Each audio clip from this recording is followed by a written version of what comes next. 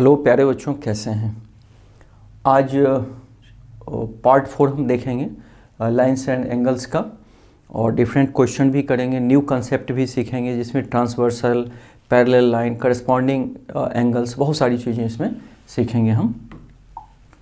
तो Napoleon Hill क्या बोले हैं, एक लक्ष्य एक समय सीमा के साथ देखा गया एक सपना है। देखो, ये लक्ष्य तो हम ले लें, लेकिन समय भी उस पर रखना चाहिए। गोल फिक्स विथ टाइम, कि इस टाइम तक हमें ये कर लेना है, तब जरूर गोल पूरा हो जाता है। तो ट्रांसवर्सल हम अब शुरू करेंगे। बच्चों, मज़ा आ रहा है ज्योमेट्री में, तो आज फिर चलते हैं। आज ट्रांसवर्सल के बारे में पढ़ेंगे, पैरेलल लाइन के बारे में जानेंगे, ट्रांसवर्सल क्या होता है उसको जानेंगे, तो बहुत मज़ा आने वाला है। ट्रांसवर्सल किसे कहते हैं, कोई बता सकते हो? दो लाइन, मान लो ये टू लाइन है, ये टू लाइन है, इसको अगर ऐसे कोई काट दे तो इस लाइन को हम ट्रांसवर्सल बोलेंगे। या थ्री लाइन है, चाहे वो पैरेलल हो या नॉन पैरेलल, उससे नहीं मतलब, अगर इसको ये कट करता है तो ट्रांसवर्सल लाइन होता है। तो वही बता रहा है। जैसे ये टू लाइन है, ए line which intersect two or more lines at a distinct point। दो लाइन या दो से ज़्यादा लाइन को डिस्टिंक्ट मतलब अलग अलग पॉइंट पे काटे। देखो, ये लाइन इसको यहाँ काट रहा है, यहाँ मिल रहा है, इज कॉल्ड ट्रांसवर्सल। तो इसको हम, इसमें एम और एल लाइन को एन लाइन काट रहा है, तो एन को हम क्या बोलेंगे, इस लाइन को हम ट्रांसवर्सल बोलेंगे। And is transversal of line L and M. L और एम का ट्रांसवर्सल कौन हो गया, एन हो गया। तो ठीक है, अब ट्रांसवर्सल के बाद देखेंगे इस एंगल का आपस में क्या बोलते हैं।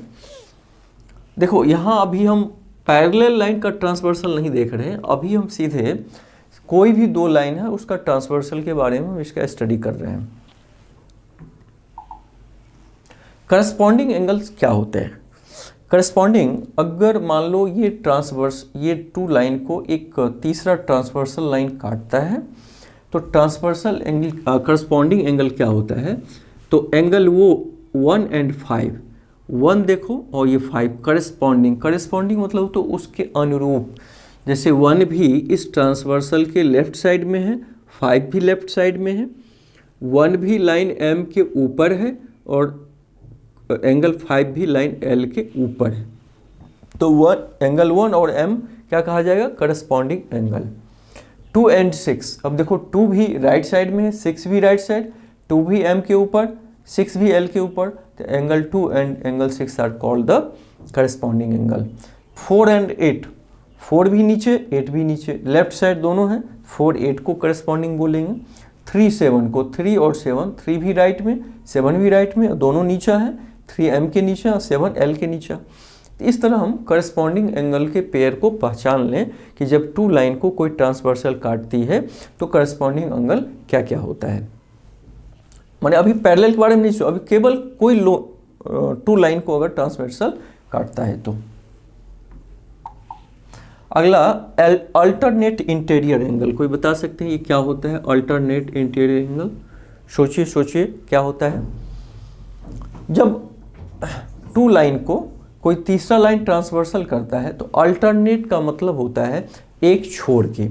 तो ये 4 है, इस लाइन से इधर आ गया, अल्टरनेट हो गया इंटीरियर, अंदर की ओर, मतलब इसके पास कौन है, 3 है, उसको छोड़ दिया, तो उसके बाद कौन बचा, 6 ही तो बचा है। अल्टरनेट का मतलब, जैसे मान लो कहीं 1 2 3 लिखा हो, तो 1 का अल्टरनेट क्या होगा, 3 होगा, माने एक छोड़ के। तो 4 के बाद 3 छोड़ के 6 आया, तो 4 और 6 को यहाँ हम इस पेयर को अल्टरनेट इंटीरियर एंगल बोलेंगे, यही 4 and 6। इसी तरीके से 3 का अल्टरनेट क्या हो जाएगा, 3 का इधर 4 छोड़ दीजिए, 5 पे आ जाइए, या इधर से करो तो 3 के बाद 6 छोड़ के 5 पे आ गए। तो 3 and 5 को हम अल्टरनेट इंटीरियर एंगल, और 4 और 6 को हम क्या बोलेंगे, अल्टरनेट इंटीरियर एंगल। अर्थात ये 4 6 माने इंटीरियर मतलब ये दोनों अंदर है, एम और लाइन के एन के अंदर हो गया, अल्टरनेट मतलब एक छोड़ के हो गया। तो 4 6 और 3 5 अल्टरनेट इंटीरियर एंगल्स है। अल्टरनेट एक्सटीरियर एंगल क्या होता है, सोचिए जरा। तो एक्सटीरियर मतलब क्या, ये बाहर का, तो इसका मतलब ये भी बाहर, ये भी बाहर, अंदर से कोई मतलब नहीं। और अल्टरनेट का मतलब एक छोड़ के। तो मान लीजिए एंगल 1 का अल्टरनेट निकालना हो तो 1 के बाद ये छोड़ना पड़ेगा क्योंकि अल्टरनेट है।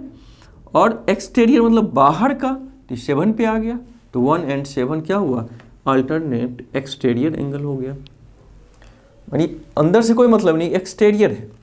तब 1 के बाद 2 आया, इसके बाद 7, बाहर बाहर अगर देख रहे हैं तो, लेकिन अल्टरनेट देखना है तो 1 और 7 हो जाएगा। इसी तरह 2 का अल्टरनेट क्या होगा, 2 के बाद 1, तो 1 छोड़ के 8 पे आएगा, तो 2 and 8 क्या होगा, alternate exterior angle. Conjugative interior angle क्या होता है, कोई बता सकते हो? कंजुगेटिव इंटीरियर एंगल क्या होता है प्यारे बच्चों? तो 4 और 5। कंजुगेटिव का होता है लगातार, इंटीरियर का मतलब अंदर। तो इंटीरियर शब्द आया तो इसमें बाहर के एंगल से कोई मतलब नहीं, अंदर से है। कंजुगेटिव का मतलब लगातार, तो 4 के जस्ट बाद क्या है, 5 है। तो ये दोनों, इस दोनों एंगल को हम, क्योंकि ये दोनों तो लीनियर पेयर हो जाएगा तो इसको नहीं लेना है, इस दोनों को 4 और 5 क्या कहा जाएगा, कंजुगेटिव इंटीरियर। मतलब एक तरफ दोनों अंदर भी हो और एक तरफ भी हो। इस तरह 3, 6 क्या है, ये भी कंजुगेटिव इंटीरियर एंगल है प्यारे बच्चों। तो इसको याद रखना है कि 3 और 6 को क्या बोलेंगे, कंजुगेटिव इंटीरियर एंगल, और 4 और 5 को भी क्या बोलेंगे, कंजुगेटिव इंटीरियर एंगल। अच्छा, इसके बीच कुछ रिलेशन होते हैं पैरेलल लाइन केस में, वो हम थोड़ा बाद में देखेंगे। अब एक्जिम का मतलब होता है क्या, स्वयं सिद्ध, मतलब अपने आप सिद्ध है, इसको प्रूव करने की जरूरत नहीं है। क्या है स्वयं सिद्ध? If a transversal intersect 2 parallel lines, M और L पैरेलल लाइन है, इसको ये मान लो N एक ट्रांसवर्सल लाइन काट रहा है, then each pair of corresponding angles is equal. अगर ये दोनों पैरेलल हो, कोई ट्रांसवर्सल काट रहा हो। इससे पहले अभी जो देखे थे वो पैरेलल लाइन के बारे में नहीं बताया, कोई 2 लाइंस को ट्रांसवर्सल काट रहा था, इससे पिछले स्लाइड में हमने देखा। लेकिन इसमें जब वो 2 पैरेलल लाइन हो तो करस्पॉन्डिंग एंगल्स इक्वल होंगे। तो 2 का करस्पॉन्डिंग क्या है, 2 का करस्पॉन्डिंग ये 6 है, हम लोगों ने देखा था, एक ही तरफ दोनों लाइन के ऊपर है। 1 का करस्पॉन्डिंग क्या है, 5 है, तो 2 और 3 इक्वल हो जाएगा, 1 और 5 इक्वल होगा।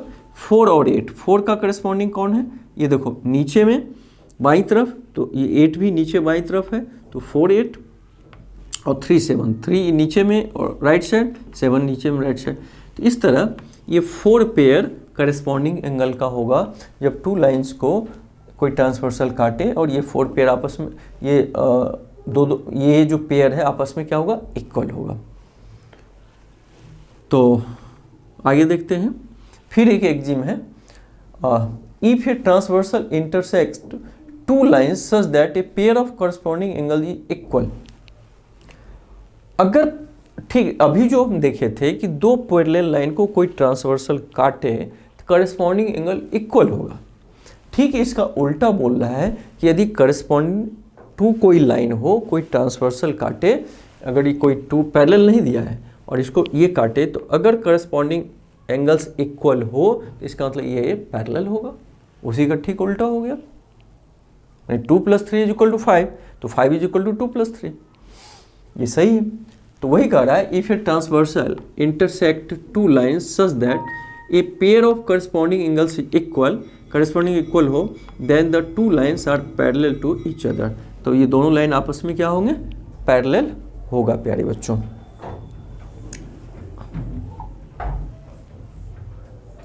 प्रूव दैट, तो अगला थ्योरम देखते हैं प्यारे बच्चों। ये क्या है, prove that if transversal intersects 2 parallel lines. Theorem का मतलब होता है जिसे हमें प्रूव करना पड़ेगा। तो prove that if transversal intersect 2 parallel line, 2 parallel line को ये इंटरसेक्ट करा, then each pair of alternate angle, alternate interior angle is equal. मतलब देखिए एक्जिम में हमने क्या पढ़ा था कि 2 पैरेलल लाइन को कोई ट्रांसवर्सल काटता है तो करस्पॉन्डिंग एंगल्स आर इक्वल। ये स्वयं सिद्ध है, इसको प्रूव करने की जरूरत नहीं है। माने हमें पता है कि एंगल 2 = 6, एंगल 1 = 5, इस तरह करस्पॉन्डिंग सारे इक्वल है। अब प्रूव करने के लिए क्या कह रहा है कि अल्टरनेट इंटरनल एंगल इक्वल होगा। हमें क्या, we have to prove that, we have to prove that angle 4 is equal to angle 6 and 3 का करस्पॉन्डिंग कौन है, अल्टरनेट इंटीरियर एंगल 3 का 5 है। तो ये हमें प्रूव करना है, ठीक है। और L parallel to M, therefore angle 2 is equal to angle 6, parallel है तो एंगल 2 एंगल 6 क्या होगा, करस्पॉन्डिंग एंगल, तो यहाँ लिख दोगे करस्पॉन्डिंग एंगल, ठीक है। अच्छा, एंगल 2 और एंगल 4 आपस में इक्वल होगा कि नहीं, क्यों होगा आप सोच के बताइए। ये वर्टिकली अपोजिट एंगल है, ये लाइन आपस में कटा तो इसको हम क्या बोलते हैं, वर्टिकली अपोजिट एंगल, हम सीख चुके हैं। तो angle 2 is equal to angle 4, ये है वर्टिकली अपोजिट एंगल, ठीक है। तो अब देखिए लेफ्ट साइड इक्वल है तो राइट साइड इक्वल होगा। किसी इक्वेशन का अगर लेफ्ट साइड इक्वल होता है तो राइट साइड भी इक्वल होता है।